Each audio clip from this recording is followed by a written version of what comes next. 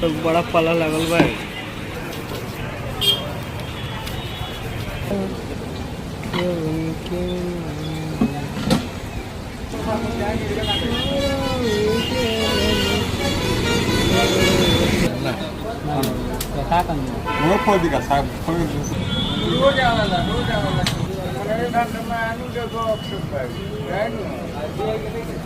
बन के रेडी हो गया सैमसंग A13 5G।